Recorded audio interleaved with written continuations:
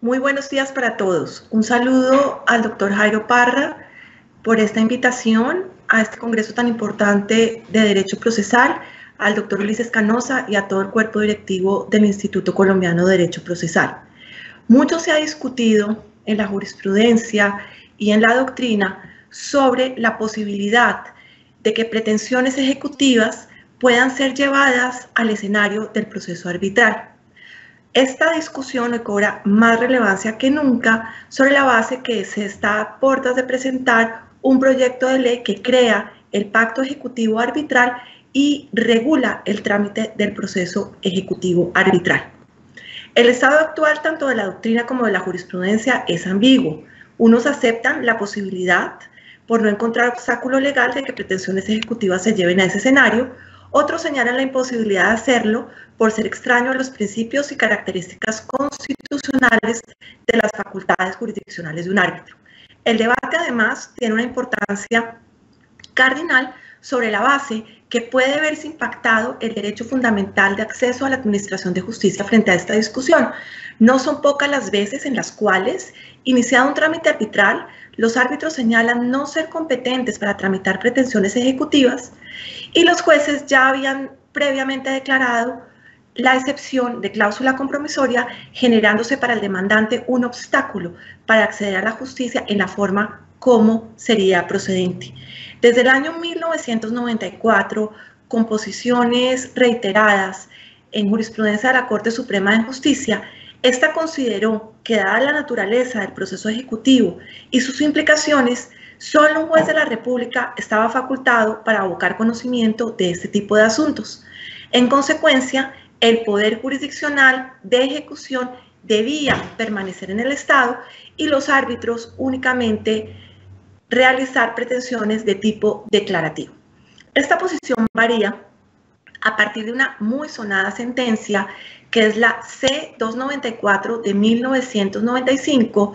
a raíz del estudio de exequibilidad que hizo la Corte del artículo segundo del decreto 2651 de 1991, que específicamente en lo que tiene que ver con los procesos ejecutivos contempló la posibilidad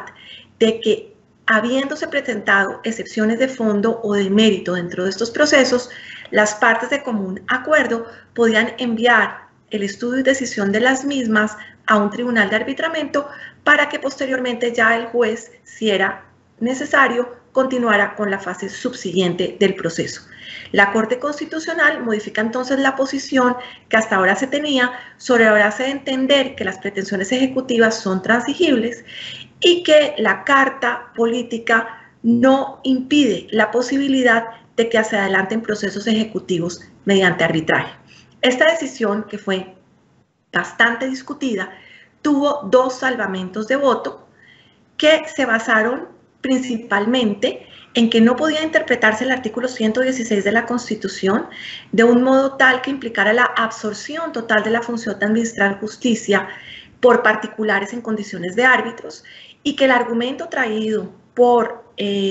la mayoritaria de esa sentencia, según la cual la norma constitucional, al no prohibir a los árbitros el conocimiento de procesos de ejecución, se encontraban obviamente incluidos, era equivocada, pues las funciones constitucionales tienen que ser expresas y nunca deducirse por inferencia. A partir de la sentencia de la Corte Constitucional, se han generado conflictos e inseguridad sobre la realización práctica de dicha posibilidad con la normativa existente.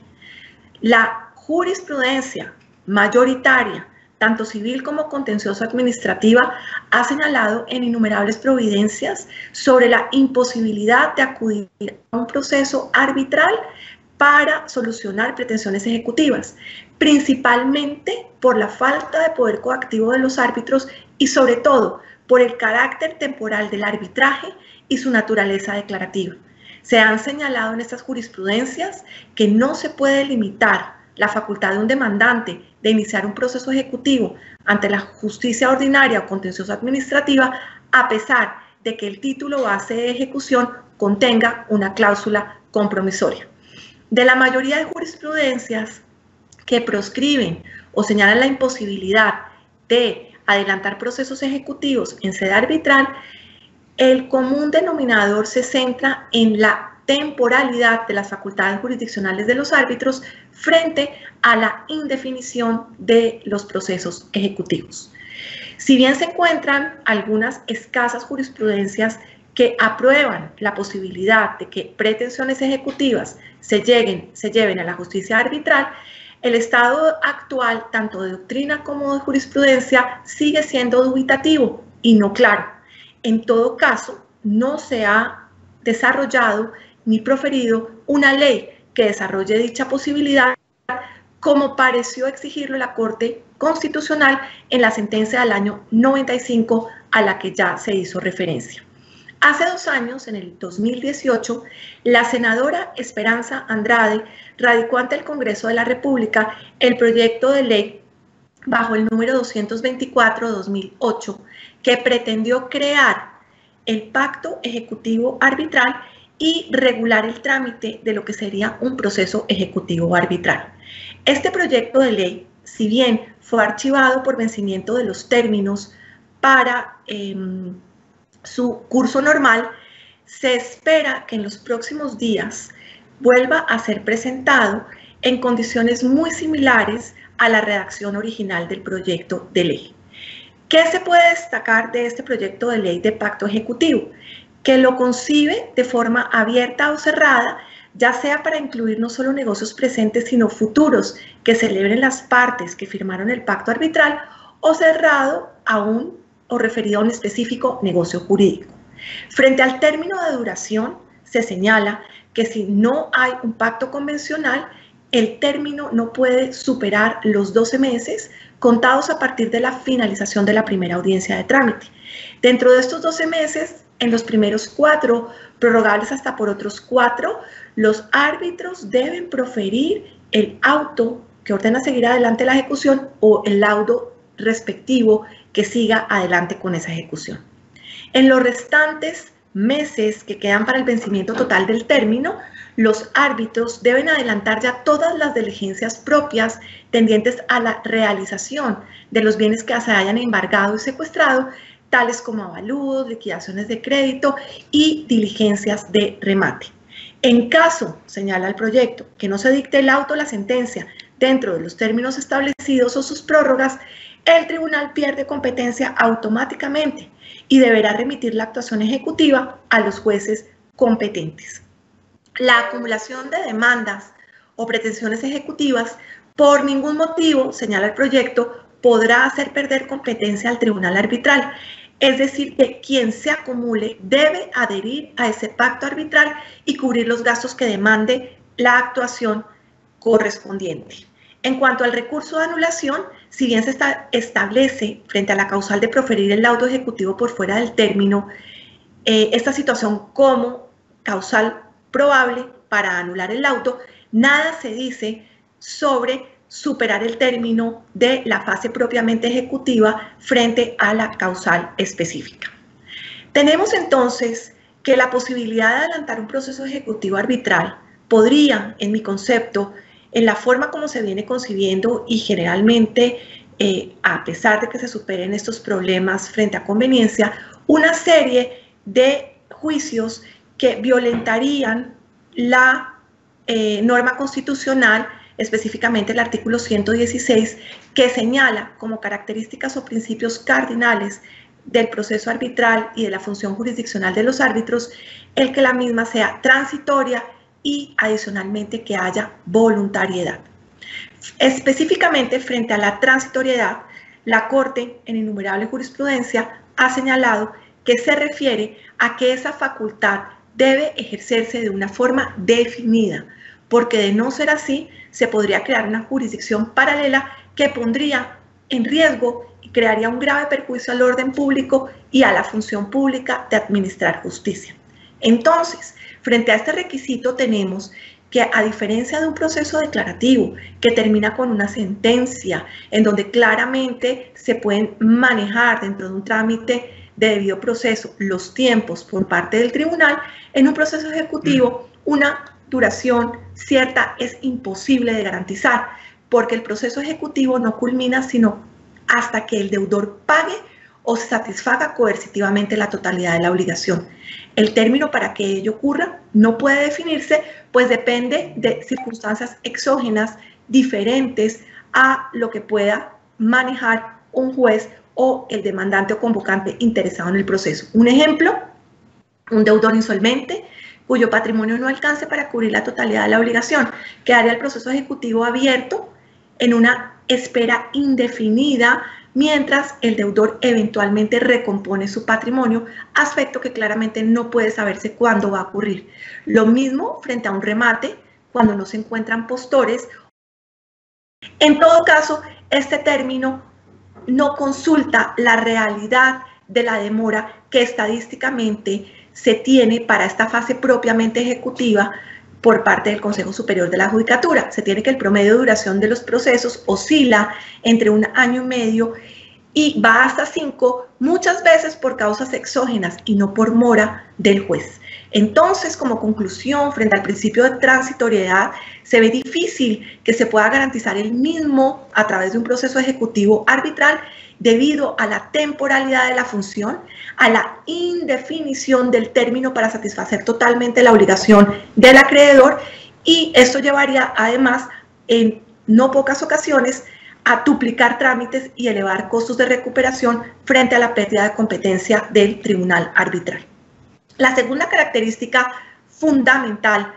que tampoco se cumple tal y como viene concibiéndose el proyecto de ley del proceso ejecutivo arbitral y que de todas maneras es muy difícil de solventar es la de la voluntariedad. Voluntariedad que ha definido la Corte frente a el proceso arbitral como aquel acuerdo libre, espontáneo, en donde las partes habilitan a unos árbitros para que resuelvan a través de ese mecanismo un determinado conflicto. Teniendo en cuenta lo anterior, y dado que en el proceso ejecutivo es usual que concurran terceros, ya sea mediante acumulación de demandas o procesos para valerse así de los bienes del deudor, que son prenda general de los acreedores, o mediante la acumulación de demandas del acreedor hipotecario o prendario, cuyo bien dado en garantía fue embargado y no pudo o no quiso iniciar el proceso separado, el principio de voluntariedad se vería menoscabado si se exigiera a esos terceros permitir forzadamente permanecer dentro del proceso ejecutivo arbitral so pena de perder o disminuir su garantía. De esta forma es como se viene concibiendo el proyecto de ley, y esto obviamente implicaría una afrenta contra ese principio de habilitación. Es un importante precedente que debe tomarse en consideración frente a este tema de la voluntariedad, la sentencia 1140 del 2000, donde la Corte, a partir de una revisión de exequibilidad de algunas normas de la Ley 546 de 1999, que permitían a las entidades financieras que otorgaran créditos para la construcción y pactar allí con los deudores cláusulas compromisorias para que un tribunal decidiera frente a la ejecución forzada de las obligaciones, donde se declaran inexequibles precisamente sobre la base de la violación, entre otras, del principio de voluntariedad consagrado en el artículo 116 de la Constitución, señalándose en esa jurisprudencia que no puede ser impuesta la cláusula de arbitramiento y que debe ser fruto del libre y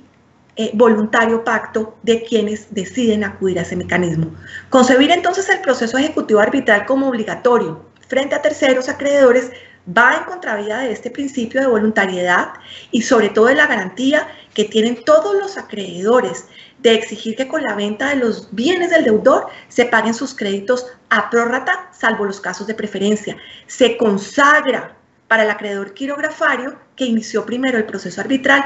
una causal de preferencia que no está establecida en la ley sustancial, en donde solo por el hecho de haber presentado primero la demanda ejecutiva puede gozar de una prelación frente a los acreedores que no quieran o puedan acumularse en ese proceso ejecutivo. Ya específicamente sobre los argumentos de inconveniencia, a pesar de que se superaran los argumentos de inconstitucionalidad, considero que tampoco de cara a la finalidad para la que se plantea el proceso ejecutivo arbitral, cuál es la agilización de los trámites de los procesos ejecutivos y la descongestión de la administración de justicia, esta figura resultaría conveniente. Por las siguientes razones. Primero, porque la fase de ejecución propiamente dicha, como se vio, es incierta. En el mejor de los casos, 18 meses. Y dado que la intervención de terceros es frecuente en este tipo de procesos, quienes pueden no querer adherir al pacto arbitral, siempre estas situaciones conllevarían que el tribunal perdiera competencia, duplicándose términos y costos del proceso. Frente a la práctica de medidas cautelares, que son las diligencias más importantes para asegurar la efectividad de un proceso ejecutivo, se plantea, lo cual muy seguramente va a ser la generalidad, que las mismas se puedan comisionar a los jueces ordinarios. En cuanto al secuestro con seguridad, teniendo en cuenta que su materialización conlleva tiempos, costos y el imperio que se requiere para la práctica de esta medida, se va a afectar al comisionarse al juez claramente el propósito y finalidad para la que se concibió el proceso ejecutivo arbitral, cuál es la descongestión, y sería mejor que la práctica que se va a diferir a un juez se materialice y se centralice todo el proceso más eficientemente en una sola autoridad. Por último, se hace necesario porque el proyecto de ley en su exposición de motivos adolece de estas investigaciones, estudios profundos para conocer qué porcentaje del 70%, como señala ese estudio, de los procesos que son ejecutivos corresponden a procesos en donde el deudor conoce o tiene acceso a la justicia arbitral. Pues a la fecha, en los estudios recientes que ha adelantado el Centro de Arbitraje de la Cámara de Comercio de Bogotá, dicha cobertura asciende a 4% y únicamente en las principales ciudades de Colombia. También es muy importante conocer de ese universo de procesos ejecutivos cuáles corresponden a ejecuciones de mínima cuantía, que con seguridad va a ser un porcentaje alto, lo cual hace que el costo al acceso a la justicia arbitral para este tipo de acreedores se vuelva muy oneroso. Es importante revisar, sin desconocer que los procesos ejecutivos son una fuente importante de descongestión, otras alternativas que van más allá del proceso arbitral. Una de ellas, la ya regulada medida ejecutiva extrajudicial que establece la Ley de Garantías Mobiliarias y que a partir de su regulación por el Decreto 1835/2015 ha generado eficiencia y desarrollo en el resultado del cobro. Adicionalmente, estos mecanismos hoy ya se pueden extender para la ejecución de garantías hipotecarias, lo cual cubriría otro gran porcentaje del universo de procesos ejecutivos que podrían ser tramitados por unas medidas ágiles de ejecución. En conclusión, son más los inconvenientes que las ventajas de un proceso ejecutivo arbitral tal y como se viene concibiendo. El proceso ejecutivo arbitral podría funcionar en relación con lo que se conoce como la fase declarativa del proceso ejecutivo, es decir, cuando se propongan excepciones de fondo y estas no tengan ninguna limitación, como sucede con los títulos valores o la ejecución de obligaciones contenidas en providencias judiciales. Las observaciones que se han planteado en este escrito, superados los argumentos de inconstitucionalidad, muestran que no necesariamente el proceso ejecutivo arbitral serviría para los fines propuestos y, por el contrario, podría conllevar mayores ineficiencias, obstáculos y costos para los acreedores. Muchísimas gracias.